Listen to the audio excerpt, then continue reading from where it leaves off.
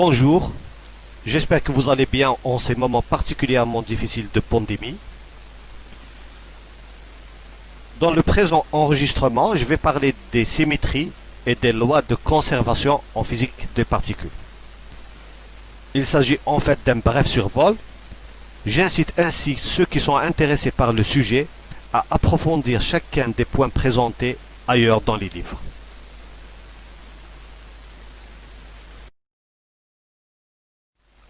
Avant d'entrer dans le vif du sujet, parlons de symétrie au sens propre du mot. La symétrie est une relation de commensurabilité intimement associée aux notions d'invariance et de conservation. Et elle s'est avérée particulièrement féconde en physique, notamment après sa généralisation au cours du XXe siècle au-delà des transformations d'espace et du temps. Par exemple, dans les transformations de jauge en théorie des champs. On compte trois types de distinction de symétrie.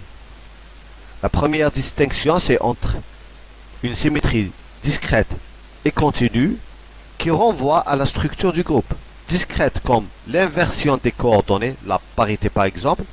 Continue comme pour un système physique invariant par toute rotation.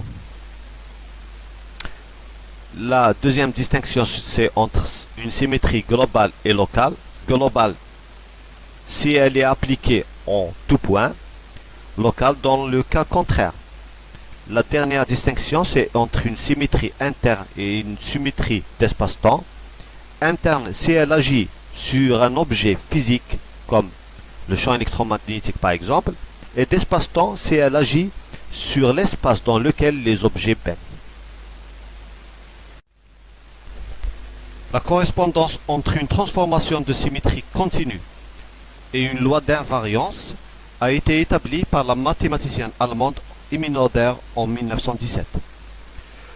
Le théorème qui porte d'ailleurs son nom s'énonce comme suit: à toute transformation infinitésimale qui laisse invariante l'intégrale d'action correspond une grandeur qui se conserve.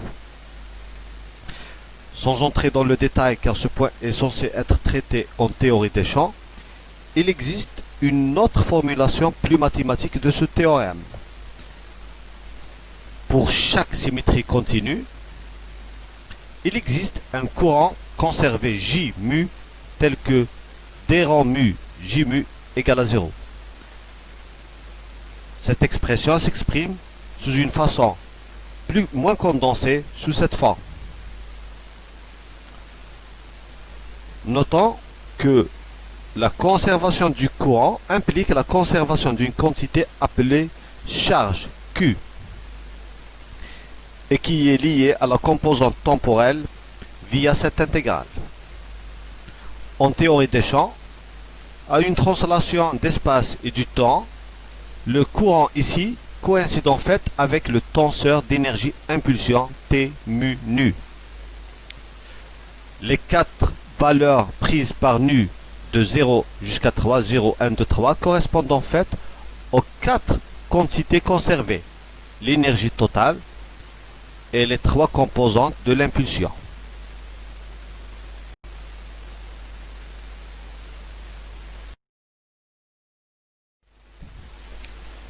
Le principe d'invariance de jauge est une notion abstraite basée sur un groupe de symétrie appelé, comme son nom l'indique, groupe de jauge. En électromagnétisme, par exemple, il s'agit de la transformation qui agit sur les champs scalaires et vectoriels sans pour autant modifier la dynamique des champs électriques et magnétiques.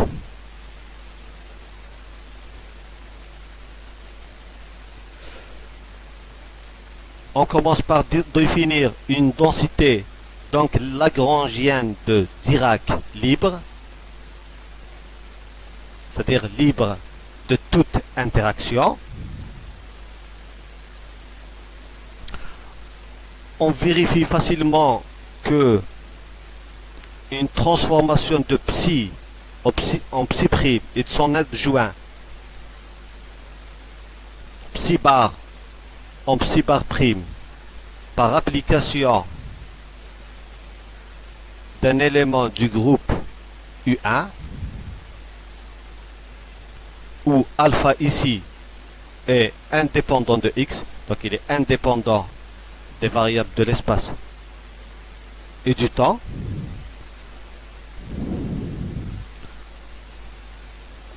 on constate que l'expression du Lagrangien demeure invariante. On dit dans ce cas, comme le alpha est indépendant de x, on dit que le Lagrangien est invariant sous une transformation de jauge globale. Maintenant, supposons que ce paramètre alpha dépend de x, des coordonnées. Donc en appliquant les mêmes transformations, après remplacement dans le Lagrangien initial, on constate l'apparition d'un terme supplémentaire.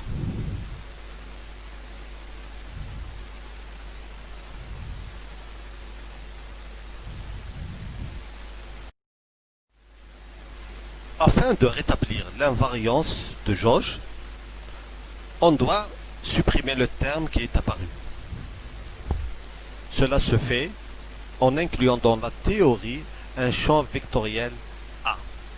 Ce champ est contenu dans la dérivée covariante du nouveau Lagrangien, associé à une constante de couplage G. Donc le champ A est la constante de couplage. D est la dérivée covariante. Par la suite, en imposant conjointement à psi et à son node adjoint les transformations telles qu'elles sont indiquées, ainsi qu'à A, le champ vectoriel, on vérifie facilement que la densité lagrangienne redevient invariante. Comme ici le alpha dépend de x, on dit que le Lagrangien est invariant sous une transformation de jauge locale.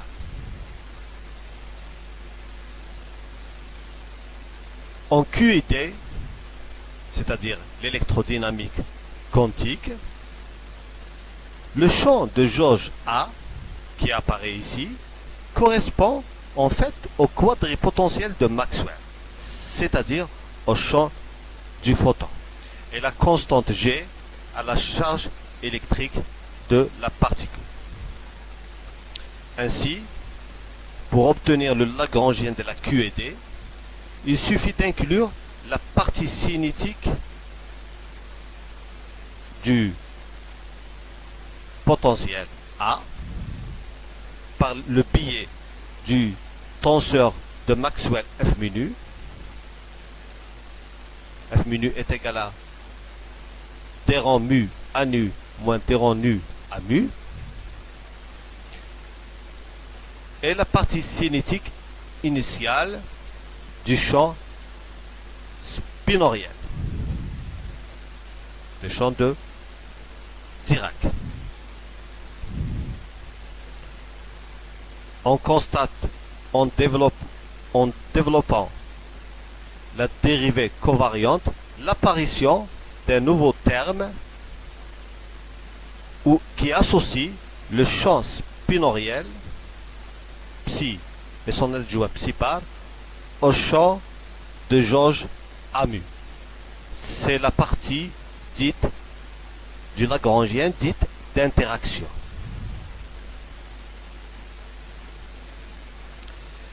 Il est intéressant de noter que le facteur de ce terme qui apparaît, c'est-à-dire Q fois gamma mu, ici, coïncide avec l'expression du vertex dans les règles de Feynman.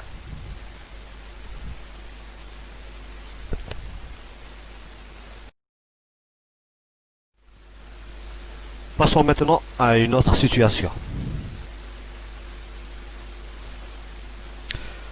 Prenons un Lagrangien qui à première vue est identique au précédent, ce qui n'est pas le cas, car les psi qui apparaissent ici, les psi bar et les psi, sont en fait des triplets de couleurs qui appartiennent à la représentation fondamentale du groupe SU3C. En d'autres termes, la plus petite représentation irréductible. Ce triplet est ainsi composé de trois champs de Dirac, les bispinors, qui correspondent aux trois charges de couleur des quarks. Le rouge, le vert et le bleu. Le choix du groupe n'est pas fortuit. En fait, en imposant la condition d'unitarité pour préserver les densités de probabilité, et en se limitant aux éléments du groupe dont le déterminant est égal à 1, comme pour les rotations, il se trouve que le groupe de symétrie interne de couleur qui convient est le SU3.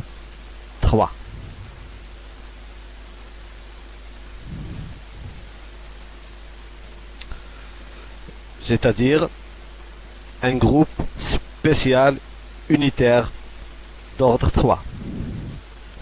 Sur ce point, une remarque s'impose.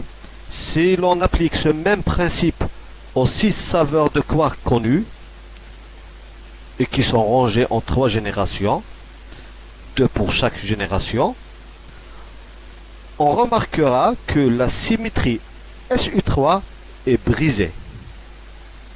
Et cela à cause des différences de masse entre générations. Pour cette raison, le groupe ici est dénoté SU3 avec un C en indice pour le distinguer du groupe SU3 qui opère sur les saveurs.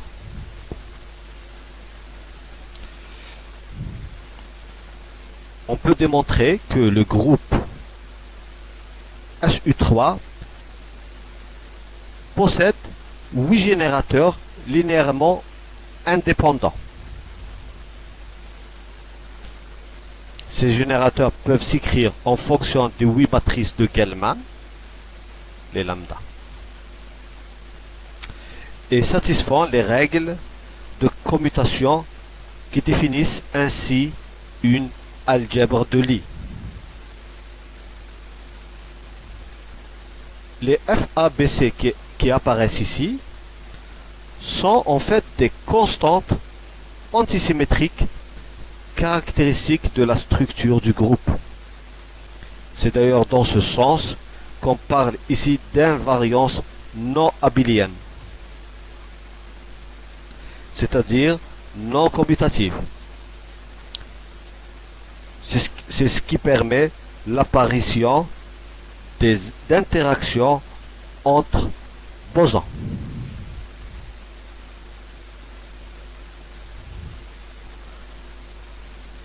On vérifie facilement que les transformations de psi en psi' par application d'un élément du groupe SU3 et de son adjoint psi bar en psi bar prime ne modifie pas l'expression du Lagrangien libre. Par contre, la même transformation mais avec une constante alpha qui dépend de x, c'est-à-dire des coordonnées, des variables de l'espace et du temps, fait apparaître un terme supplémentaire que nous avons indiqué ici en rouge.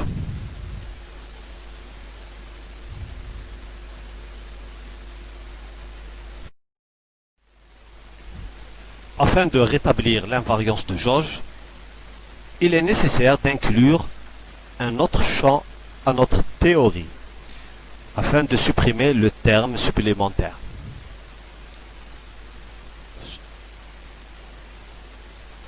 Celui-ci s'incruste dans l'expression de la dérivée covariante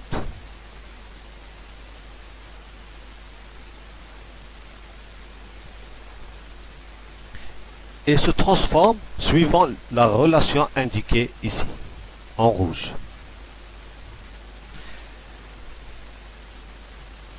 Il est aussi pratique de représenter l'action d'un élément du groupe SU3, C, sur les champs de Dirac sous sa forme infinitésimale en ne gardant de la série exponentielle que les deux premiers termes. On vérifie ainsi facilement que le présent lagrangien est invariant sous cet ensemble de transformations, donc de psi en psi prime, de psi bar en psi bar prime et de A en A prime. Et comme le alpha dépend de x, on dit que notre lagrangien est invariant sous une transformation de jauge locale. En QCD, autrement dit la chromodynamique quantique, la théorie qui s'occupe des réactions comprenant l'interaction forte, les champs A qui apparaissent ici correspondent aux champs de jauge des 8 gluants de l'interaction forte. Donc il est nécessaire d'inclure dans notre lagrangien la partie cinématique de ces champs d'une façon ad hoc. Cela se fait à l'aide du tenseur antisymétrique F minu qui généralise en fait le tenseur de Maxwell de la QED au cas non abélien et qu'on obtient avec le commutateur dmu dnu. On observe ainsi des termes supplémentaires contenus dans le terme cinétique des champs dit de Young-Mills. Ces termes supplémentaires représentent en fait le couplage à 3 et à 4 gluants, à 3 et à 4 gluants, qui sont interdits dans le cas du photon.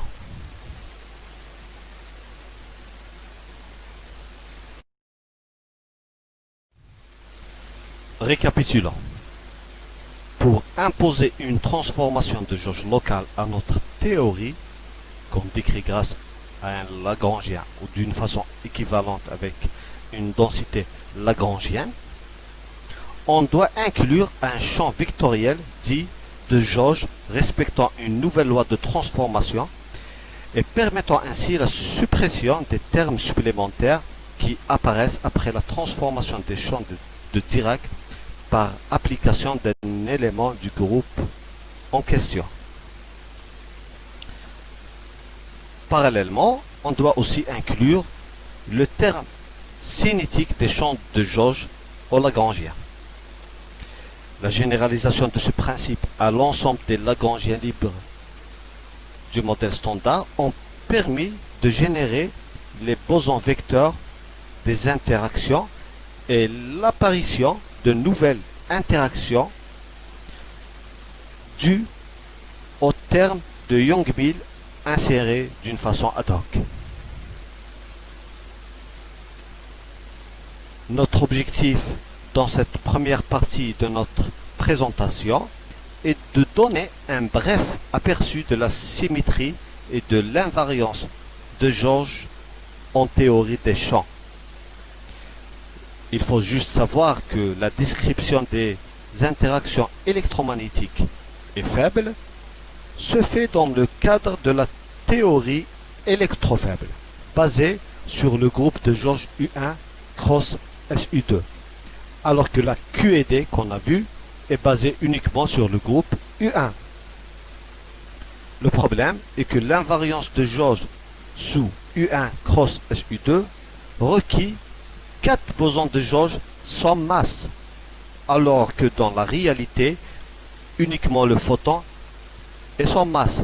Les 3 autres de l'interaction faible, le W+, le W- et le Z, sont massifs. Ce problème est résolu théoriquement par le mécanisme de brisure de symétrie.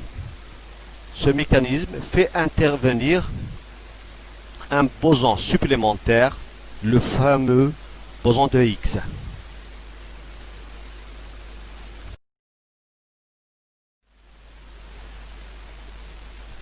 L'un des principes les mieux vérifiés de la physique est la conservation de la charge électrique.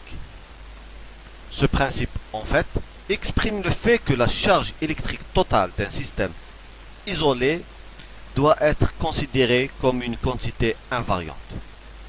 De plus, elle doit aussi être considérée comme une quantité additive, car au cours d'une réaction en physique des particules par exemple, la somme totale des charges des particules de l'état final est toujours égale à la somme totale des charges des particules de l'état initial. Mathématiquement parlant, la charge Q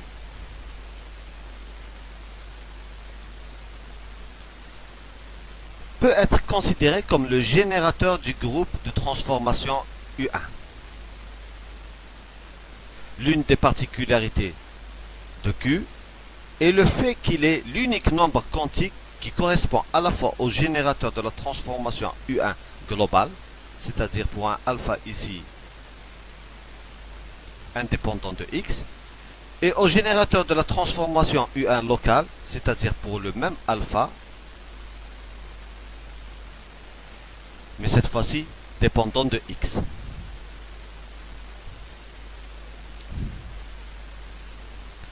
Prenons un exemple réel sur la conservation de la charge électrique. Le diagramme de Feynman que vous voyez ici en vert représente en fait la désintégration du meson K1 plus en 3 pions, 2 pi plus et 1 pi moins, via l'échange d'un boson faible W+, et d'un boson de l'interaction forte, le gluon.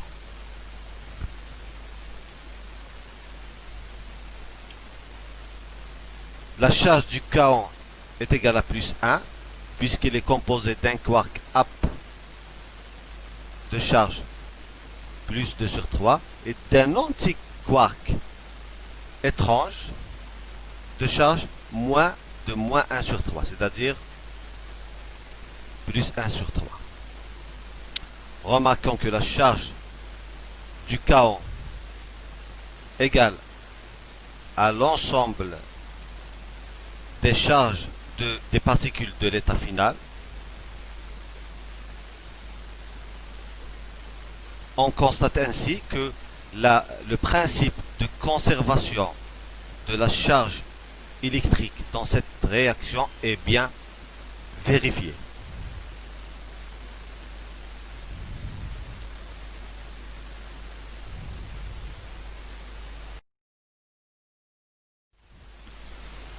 Historiquement parlant, le nombre leptonique est introduit du fait de l'absence de certaines réactions, comme la désintégration du muon en électrons et en photons, ou encore la réaction de collision entre un antineutrino muonique et un proton produisant un neutron et un positron.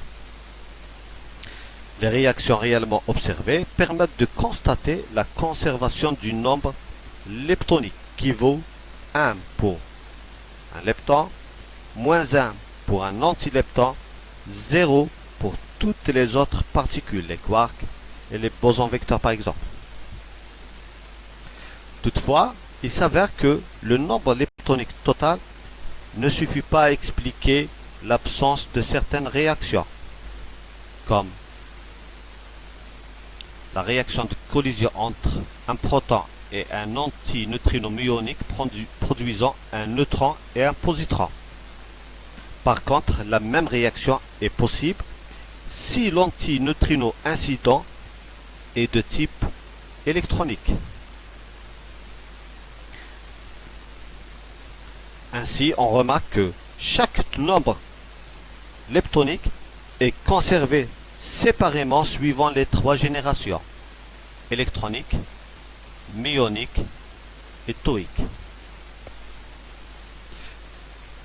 Examinons par exemple la réaction de désintégration du muon en neutrino muonique, électron et antineutrino électronique.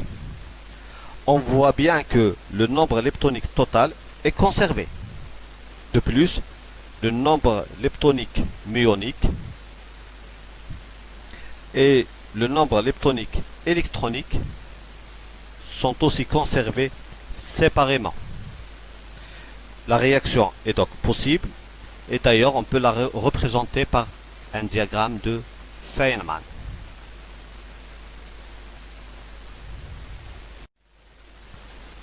Une remarque concernant la non-conservation du nombre leptonique. En fait, même si aucune transition n'a été observée jusqu'à présent dans les expériences entre les trois saveurs de leptons chargés, électrons, muons, tau, de telles transitions ont été mises en évidence pour les neutrinos. Ce phénomène, dit oscillation des neutrinos, devrait en fait impliquer aussi des transitions entre leptons chargés, et de ce fait, la violation du nombre leptonique.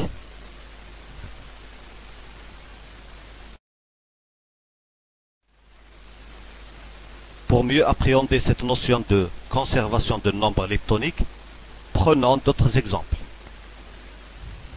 La première réaction représente la désintégration du neutron en proton, en électron et en antineutrino électronique. La deuxième réaction représente la désintégration du proton en neutron, en positron et en neutrino électronique.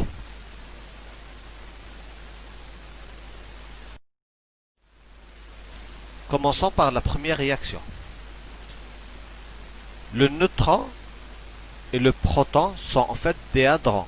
De ce fait, leur nombre leptonique est nul. Le nombre leptonique de l'électron, qui est un lepton, est égal à 1. Le nombre leptonique de l'antineutrino électronique, qui est un antilepton, est égal à moins 1. Donc, la somme totale des nombres leptoniques est égale à 0 des deux côtés de la réaction. Donc le nombre leptonique ici est conservé. Cette réaction en fait est à l'origine de la radioactivité bêta-. Passons à la deuxième réaction. Le proton et le neutron sont des hadrons, donc ils n'interviennent pas dans le bilan des nombres leptoniques. Le positron est un antilepton, son nombre leptonique est égal à moins 1. Le neutrino électronique est un lepton, son nombre leptonique est égal à plus 1. Donc on voit bien que des deux côtés de la réaction, le nombre leptonique est égal à 0, donc le nombre leptonique ici est conservé. Cette réaction est en fait à l'origine de la radioactivité bêta+.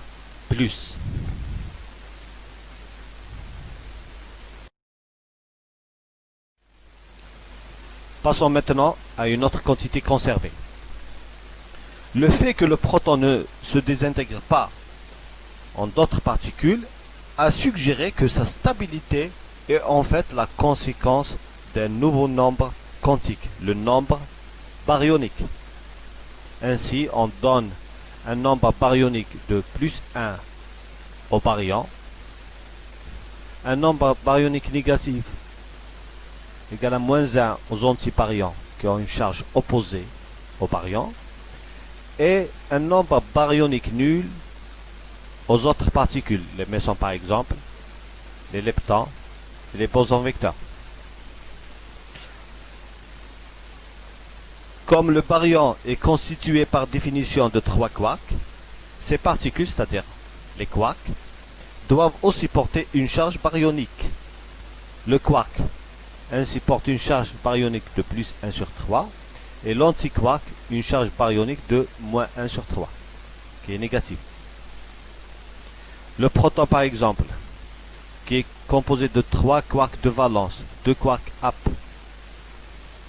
et 1 quark down, porte une charge baryonique égale à plus 1, car c'est la somme des 3 charges baryoniques positives. Par contre, l'antiproton, qui est composé de 3 antiquarks de valence, 2 antiquarks up et un antiquark down, porte une charge baryonique négative égale à moins 1, car c'est la somme des 3 charges baryoniques négatives. Ainsi, pour une particule donnée, le nombre baryonique est tout simplement égal au nombre de quarks de valence moins le nombre de quarks d'antiquarks de valence, le tout divisé par 3.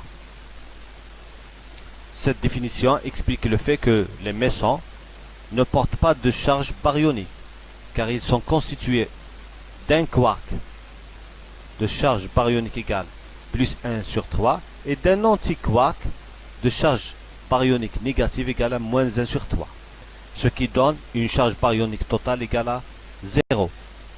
Enfin, notons aussi qu'il n'existe pas un équivalent du nombre baryonique pour les mésons.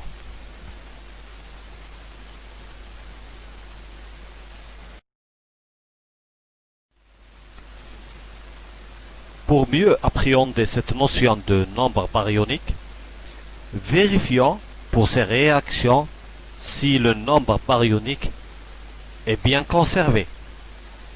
La première est une réaction de collision entre un pion négatif et un proton, produisant un pion neutre, un neutron, un pion négatif et un pion positif.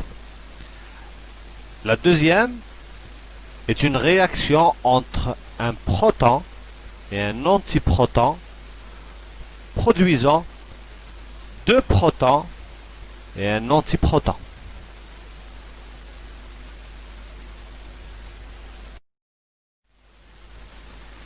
Commençons par la première réaction.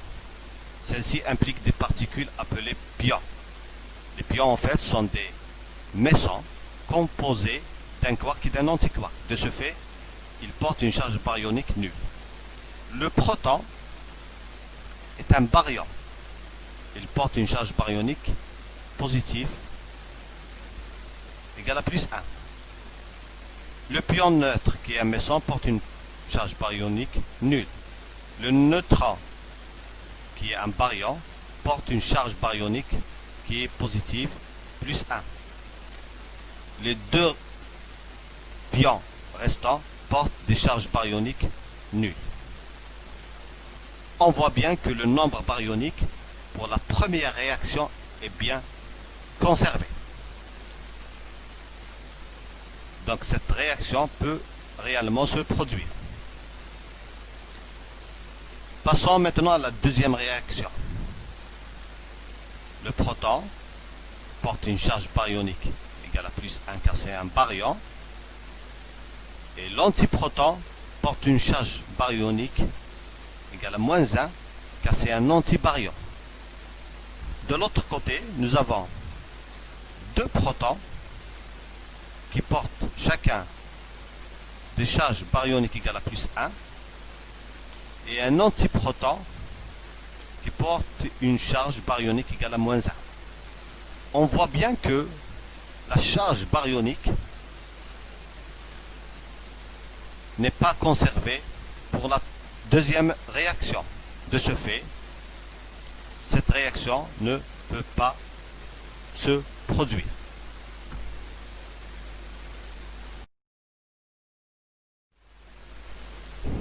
Vers la première moitié du XXe siècle, les physiciens ont constaté que le proton et le neutron, qui ont des masses voisines, se comportent en fait de la même façon vis-à-vis de l'interaction forte. On s'est dit qu'il est possible de les considérer comme deux états d'un même objet, le nucléon. Et cela, même s'ils portent des charges électriques différentes, positives pour le proton, neutres pour le neutron. Cette idée est généralisée aux autres particules de propriétés identiques, bien sûr par rapport à l'interaction forte, en introduisant la notion d'isospin, qui vient en fait de la contraction de spin isotopique. Ainsi, un isospin I correspond à un multiplié de 2i plus 1 état avec une composante I3 variant de moins I à plus I. Cette règle ressemble à celle qu'on utilise pour les spins. Prenons l'exemple du proton et du neutron. Ces deux particules peuvent être considérées comme deux états d'une même particule, le nucléon. L'isospin I égale à 1 sur 2. Ainsi, pour une projection de plus 1 sur 2 correspond le proton, et pour une projection de négative de moins 1 sur 2 correspond le neutron. De la même façon, les trois pions connus, pi0, pi plus, pi moins, peuvent être considérés comme trois états d'une même particule, le pion, l'isospin égale à 1. Ainsi, pour une projection de plus 1 correspond le pion positif. Pour une projection égale à 0 correspond le pion neutre. Et pour une projection de moins 1 correspond le pion négatif. Comme toutes ces particules sont en fait composées de quarks, il a été aussi constaté que la valeur de I3 peut être calculée en utilisant cette formule. NU ici correspond au nombre de quarks up, NU bar le nombre de quarks anti-up, ND le nombre de quarks down, ND bar le nombre de quarks anti-down. Il a été constaté aussi une relation entre d'une part la charge de la particule Q et l'isospin, la projection des spins I3 et le nombre baryonique B. Cette formule est dite de Gell-Mann-Nishijima. Pour le proton par exemple, de I3 égale à plus 1 sur 2 et d'un nombre baryonique égal à 1, on trouve une charge égale à plus 1. Pour le neutron, de projection égale à moins 1 sur 2, et comme c'est un nombre baryonique B égale à 1, on trouve en appliquant cette formule une charge égale à 0. Enfin, il faut signaler que cette symétrie des isospins n'est pas une symétrie exacte de la nature, car les masses des particules démultipliées ne sont pas rigoureusement identiques. Par exemple, la masse du proton n'est pas exactement égale à la masse du neutron. De plus, certains multipliés ne correspondent pas à des états physiques réels.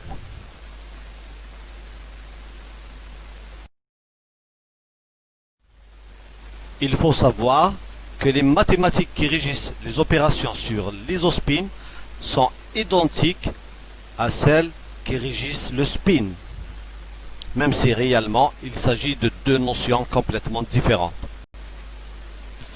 Dans le cadre du modèle des quarks, choisissons une base correspondant aux quarks up et down. Exprimons l'invariance par rapport à l'interaction forte par une rotation dans l'espace des isospins. En se limitant aux matrices unitaires pour préserver les probabilités et dont le déterminant est égal à 1 comme pour les rotations, il se trouve que le groupe qui résulte est le SU2 avec comme générateur, c'est-à-dire comme base, les trois matrices de Pauli qu'on utilise pour représenter le spin, sigma 1, sigma 2, sigma 3. Ainsi, un élément de SU2 est défini comme l'exponentielle de I alpha scalaire T, alpha un vecteur arbitraire était égal à 1 demi sigma. On vérifie facilement que l'isospin a exactement les mêmes propriétés que les spins avec ces règles de commutation, où T3 ici correspond en fait à l'opérateur de projection d'isospin suivant l'axe 3. Maintenant, concernant les règles de combinaison des isospins de deux quarks, celles-ci ressemblent en fait aux règles appliquées pour le spin. La projection I3 est additive, c'est-à-dire la somme des deux projections. Par contre, l'isospin total varie de la différence I1 moins I2 à I1 plus I2.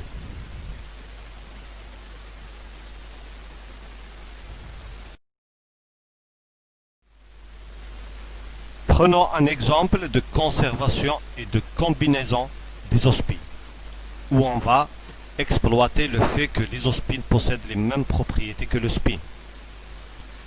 Le noyau du deutéron, qui est constitué en fait de protons et de neutrons, peut être produit en association avec un pion, soit par collision proton-proton, soit par une collision proton-neutron.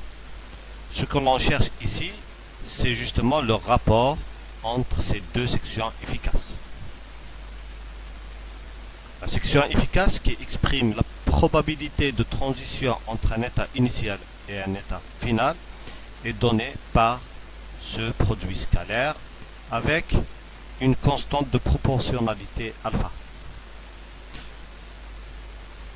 Comme la matrice de diffusion ne devrait pas dépendre de la projection des isospin I3, car rappelons-le, dans le même multiplé, les particules se comportent de la même façon vis-à-vis de l'interaction forte, on peut faire sortir ce terme qui exprime la probabilité de transition d'un état initial à un état final et qui ne dépend que de l'isospin des états et non pas de sa projection.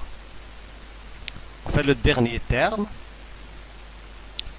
n'est pas nul uniquement dans le cas où I égale I', c'est-à-dire une transition entre deux états de même isospin, et I3 égale I3', c'est-à-dire avec en plus la même projection d'isospin.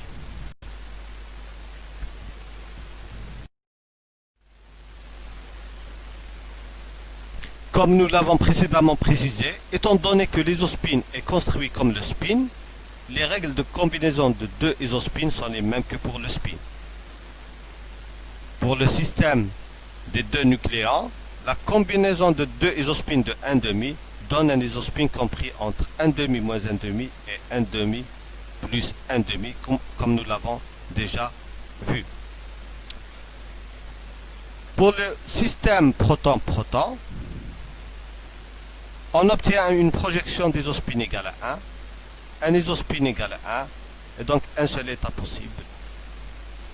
En revanche, pour le système proton-neutron, celui-ci correspond à une projection d'isospin nulle qui est présente dans le triplet 1, 0 qui correspond à un isospin égal à 1 et le singulier 0, 0 qui correspond à un isospin égal à 0. L'état donc proton-neutron est une combinaison symétrique de ces deux états. Pour les particules de l'état final, comme le deutéron est considéré comme un singulier d'isospin avec une projection égale à 0 et un isospin égal à 0, le système pion-deutéron a le même isospin que le pion.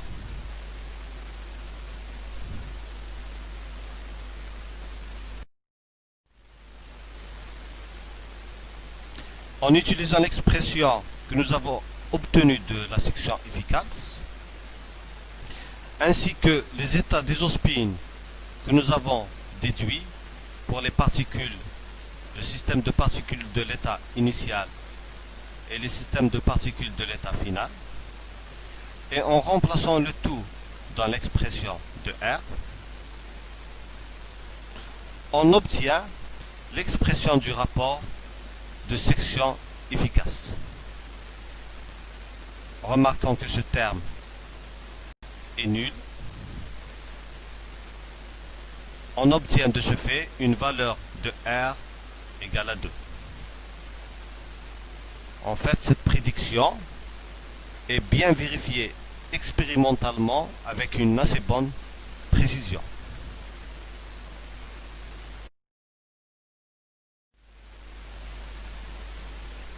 Durant la première moitié du siècle passé, les seuls hadrons observés qui ont une durée de vie longue sont les plus légers, comme le proton, le neutron, le pion. Mais par la suite, après la découverte de nouveaux hadrons, la situation a changé. Des particules plus massives avec une durée de vie relativement longue ont été observées. De plus, ces particules ne vérifient pas la formule de Gell-Mann-Nishijima que nous avons vue précédemment, la formule qui relie la charge électrique d'une particule à sa composante isospin et à son nombre baryonique. Pour expliquer ce comportement étrange, un nouveau nombre quantique fut introduit, l'étrangeté. Dans le cadre du modèle des quarks, on sait actuellement que l'étrangeté est liée à la présence du quark étrange. Ainsi, l'étrangeté d'une particule est en fait égale au nombre de quarks étranges qu'elle contient moins le nombre d'antiquarks étranges. Il fallait aussi logiquement réadapter la formule de Gell-Mann-Nishijima en incluant l'étrangeté. Ainsi, la charge d'une particule est égale à sa composante isospin plus le nombre baryonique et l'étrangeté divisé par 2. Y ici représente ce qu'on appelle l'hypercharge et elle est égale au nombre baryonique plus l'étrangeté. Il était aussi raisonnable de proposer un groupe de symétrie plus large que le SU2 de l'isospin. Le groupe convenable, ce fut justement le SU3. Ce groupe, en fait, prédit des multiplés plus larges que le SU2, c'est-à-dire un ensemble plus grand de particules ayant même spin et même parité et qui ne se distinguent pas uniquement par leur composante isospin I3, mais aussi par leur hypercharge. Ainsi, dans cet octet de particules toutes de spin n,5, on voit bien que le baryon Xi- diffère du neutron par sa valeur d'hypercharge. Même chose entre le baryon neutre Xi0 et le proton. Enfin, il faut noter que la symétrie des isospin n'est pas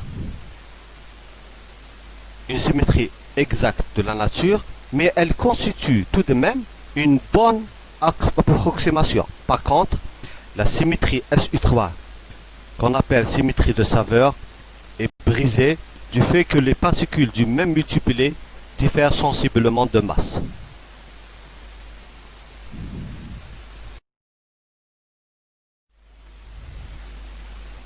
La parité est une opération de symétrie discrète qui consiste à inverser le signe des coordonnées de l'espace, c'est-à-dire on passe de x à moins x, sans inclure le temps. À première vue, toutes les lois de la physique devraient être invariantes sous une telle transformation. Mais on verra bien que cette symétrie n'est pas toujours respectée. Commençons par définir l'opérateur de parité SP. On donne l'expression de l'équation de Dirac. I gamma mu d rho mu moins m psi égale à 0. On applique une transformation de parité à cette équation. On obtient ainsi cette expression. En développant le terme gamma mu dérang mu prime, on doit inverser le signe du gradient, c'est-à-dire des dérivées par rapport à l'espace, sans toucher à la dérivée par rapport au temps. Pour retomber sur l'expression de l'équation de Dirac initiale, on applique l'opérateur inverse de la parité, SP-1. En comparant ainsi cette dernière expression avec l'expression de l'équation de Dirac initiale, on déduit deux conditions sur l'opérateur parité. On peut vérifier facilement que la solution est SP égale gamma 0. Gamma 0 est une matrice de Dirac. Passons à un autre point. Commençons par définir deux opérateurs orthogonaux qui constituent une base complète. P, L, c'est-à-dire P gauche, et P, R, P droite. Et cela en fonction de gamma 5, une matrice de Dirac aussi. Il est pratique pour la suite de la présentation de travailler avec la base Dewey, où gamma 0 et gamma 5 sont donnés par ces deux matrices. On voit bien que le projecteur de chiralité PL et PR permettent de définir deux spinners Dewey, l'un gauche et l'autre droite.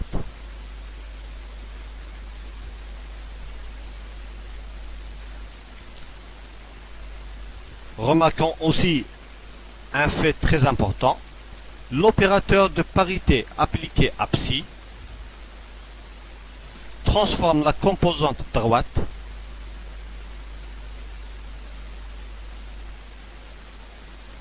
en composante gauche et l'inverse, la composante gauche en composante droite.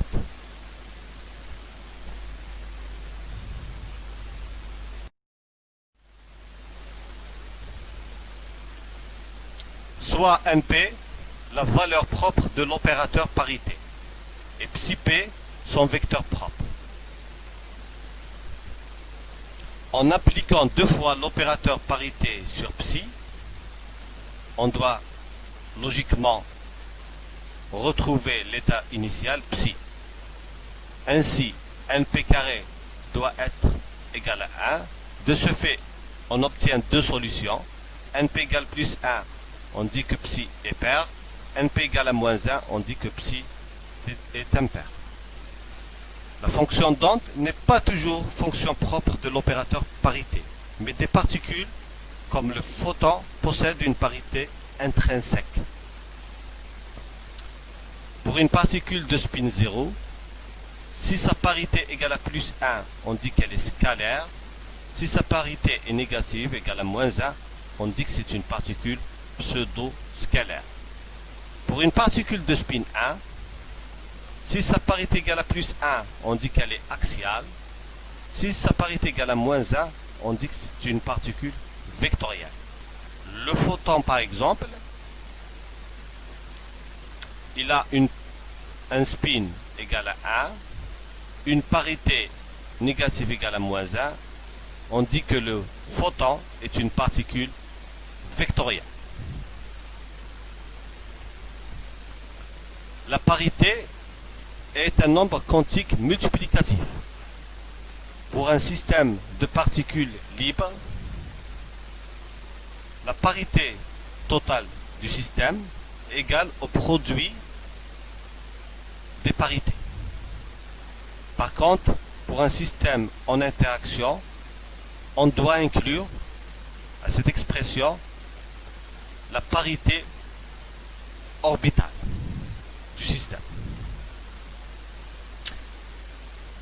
La parité est une quantité conservée dans les interactions électromagnétiques et fortes, ce qui se traduit par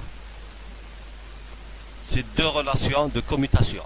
On dit que l'hamiltonien électromagnétique et de l'interaction forte commute avec l'opérateur parité.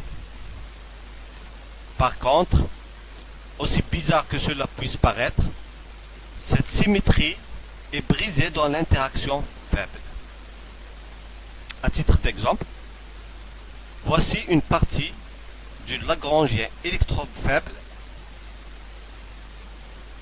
qui exprime en fait le couplage entre un électron,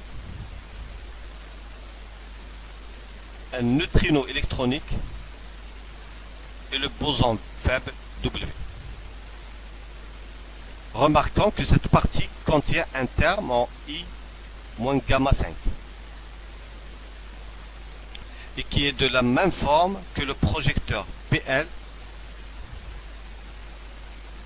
qui isole en fait la partie gauche du spinor.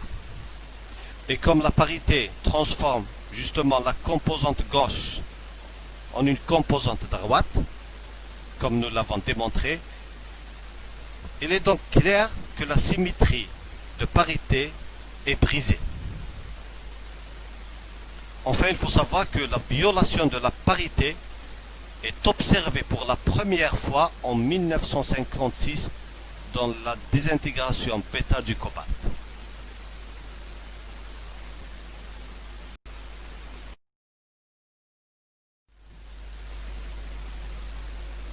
La conjugaison de charge est une opération de symétrie discrète qui remplace une particule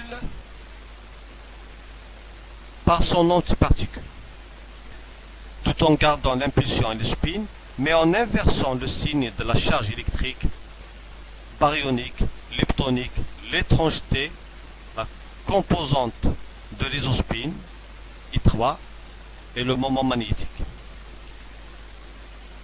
Il est clair ainsi que seules les particules qui sont leurs propres antiparticules de charge obligatoirement nulle sont états propres de l'opérateur de conjugaison de charge, comme pour le photon et le pion neutre.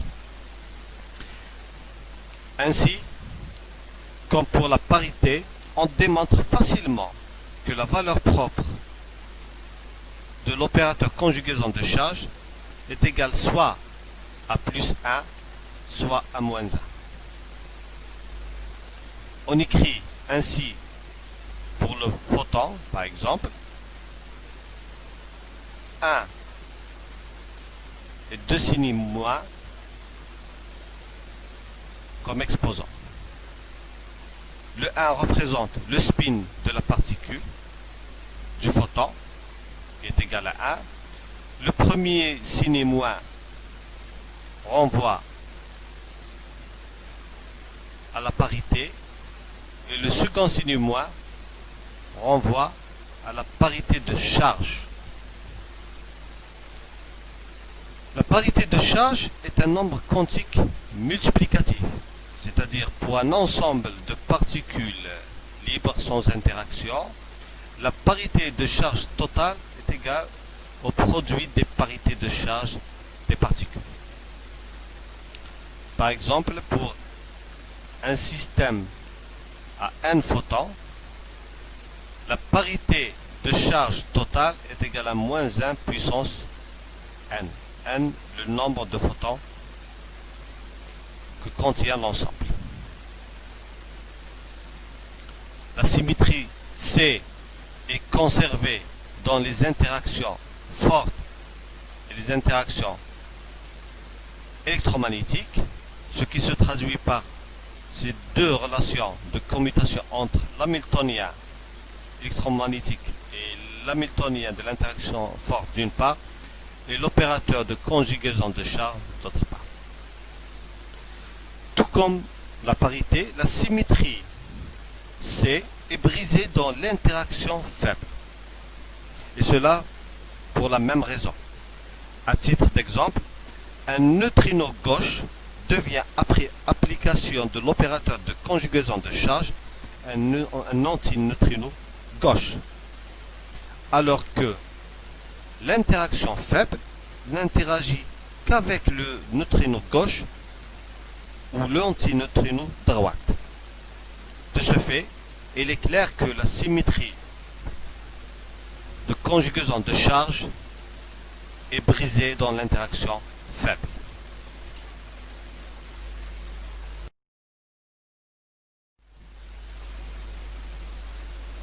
La conjugaison de charge est une opération de symétrie discrète qui remplace une particule par son antiparticule, tout en gardant l'impulsion et le spin, mais en inversant le signe de la charge électrique, baryonique, leptonique, l'étrangeté, la composante de l'isospin, I3, et le moment magnétique. Il est clair ainsi que seules les particules qui sont leurs propres antiparticules de charge obligatoirement nulle sont états propres de l'opérateur de conjugaison de charge, comme pour le photon et le pion neutre. Ainsi, comme pour la parité, on démontre facilement que la valeur propre de l'opérateur conjugaison de charge est égale soit à plus 1, soit à moins 1.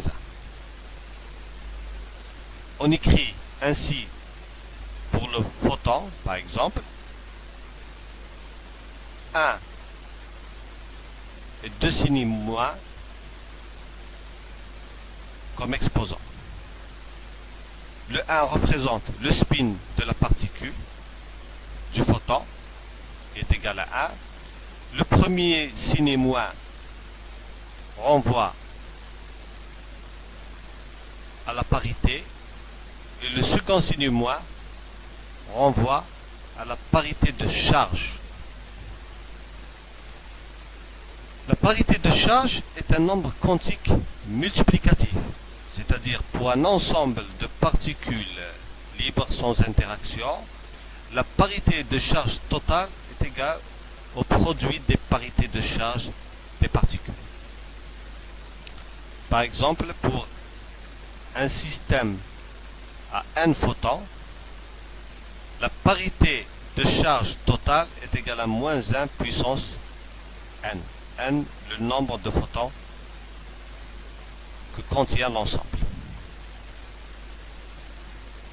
La symétrie C est conservée dans les interactions fortes et les interactions électromagnétiques, ce qui se traduit par ces deux relations de commutation entre l'hamiltonien électromagnétique et l'hamiltonien de l'interaction forte d'une part, et l'opérateur de conjugaison de charge d'autre part. Tout comme la parité, la symétrie C est brisée dans l'interaction faible. Et cela pour la même raison. À titre d'exemple, un neutrino gauche devient, après application de l'opérateur de conjugaison de charge, un antineutrino gauche, alors que l'interaction faible n'interagit qu'avec le neutrino gauche ou l'antineutrino droite. De ce fait, il est clair que la symétrie de conjugaison de charge est brisée dans l'interaction faible.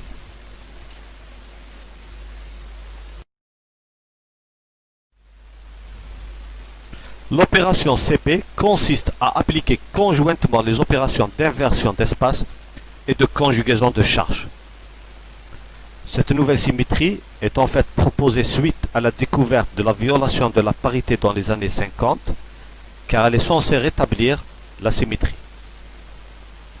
Par la suite, il s'est avéré que tout comme la parité et la conjugaison de charge, la symétrie CP est brisée dans l'interaction faible, ce qui se traduit en fait par un commutateur non nul entre l'opérateur CP et l'hamiltonien de l'interaction faible. En fait, la violation de CP est observée pour la toute première fois en 1964 dans la désintégration en deux pions du chaos neutre lent, dans une expérience qui était censée au départ confirmer l'invariance par CP dans l'interaction faible. Plus tard, cette brisure de symétrie est observée dans d'autres secteurs de la physique des particules, dans la désintégration du meson B en 2001 et récemment dans la désintégration du meson charmé D neutre en 2019. Quoi qu'il en soit, la violation de CP est grandement recherchée en physique pour expliquer le mystère de la baryogenèse et l'asymétrie matière-antimatière observée dans notre univers.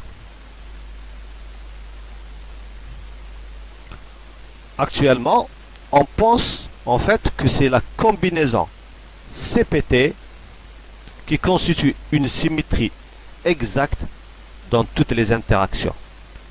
Cette opération implique en fait, en plus de la conjugaison de charges et de l'inversion d'espace, une nouvelle opération, le renversement du temps, qui consiste à inverser la coordonnée temporelle de t à moins t. Cette transformation, c'est-à-dire de t, en fait, ne doit pas être perçue comme une inversion du temps au sens propre du mot, ce qui est interdit en physique, mais plutôt comme une inversion du mouvement sur la même trajectoire.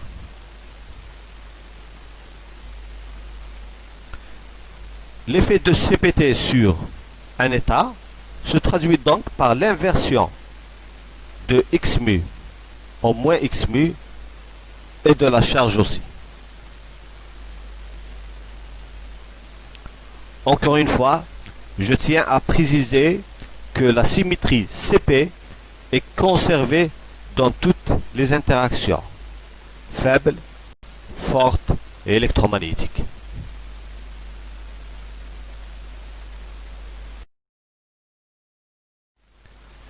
Voilà, c'est tout ce que j'ai envisagé de présenter dans cet enregistrement. Merci de votre écoute. J'espère surtout que je vous ai fourni des informations utiles dans ce bref survol des symétries en physique des particules. Bonne journée.